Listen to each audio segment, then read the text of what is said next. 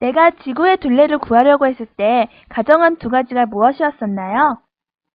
한 가지는 태양광선이 지구에 평행하게 입사한다는 것이었고, 다른 한 가지는 지구가 완전 구형이란 사실이었죠. 지구는 정말 완전 구형일까요? 사실이 어떤지 함께 알아보도록 해요. 이제 지구가 둥글다는 것은 이견이 없는 사실이 되었죠? 하지만 사실 지구는 완벽한 구형은 아니에요. 완벽한 구형이 되려면 지표에서 지구 중심까지의 거리가 어느 곳에서든 일정해야 되는데 실제로는 그렇지 않거든요. 지구의 평균 적도 반지름은 6,378km예요. 그리고 지구의 평균 극반지름은 6,357km죠. 즉, 지구 중심에서 적도까지의 거리가 극까지의 거리보다 더 길어요. 이렇게 적도 부근이 더 부풀어 오른 타원형을 하고 있어서 이런 모양을 우리는 지구타원체라고 해요. 지구는 적도 쪽이 더 부풀어 있죠. 왜 그럴까요? 뉴턴은 지구의 적도 쪽이 더 부푼 것은 자전 때문이라고 생각했어요. 여러분은 원심력이라고 아나요? 원심력은 회전에 의해서 바깥쪽으로 밀려나는 힘을 말해요.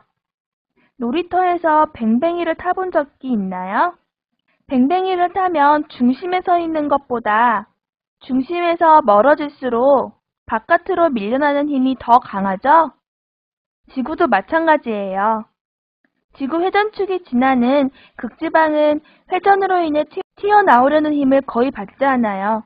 하지만 적도지방은 회전축으로부터 가장 먼 지역이어서 튀어나오려는 힘도 가장 많이 받는답니다. 그래서 적도 부분이 튀어나오게 된 것이죠. 뉴턴의 말이 맞는지 알아보기 위해 프랑스 학술원은 조사에 착수했어요. 적도에서 위도 10도까지의 거리와 위도 10도에서 위도 20도까지의 거리를 비교해 보도록 해요. 지구가 완벽한 구형이라면 어떨까요? 이들 거리는 서로 같겠죠. 하지만 지구가 적도 부근이 부푼 타원형이라면요. 위도 10도에서 20도까지의 거리가 적도에서 위도 10도까지의 거리보다 더 길겠죠. 아마 고위도로 갈수록 이런 현상은 더 뚜렷해질 거예요. 그래서 프랑스 학술원은 위도를 1도의 간격으로 거리를 측정해 보았어요. 그랬더니 확실히 호의 길이가 고위도로 갈수록 뚜렷하게 길어졌죠. 이로써 뉴턴의 예측이 옳다는 것이 확인된 거예요. 지구의 생김새를 고려할 때 약방의 감초처럼 등장하는 것이 편평도예요. 편평도란 말 그대로 평평한 전도를 나타내는 값인데요. 편평도는 보통 소문자 2로 쓰고요. 그래서 평평도는 a분의 a-b로 구해요.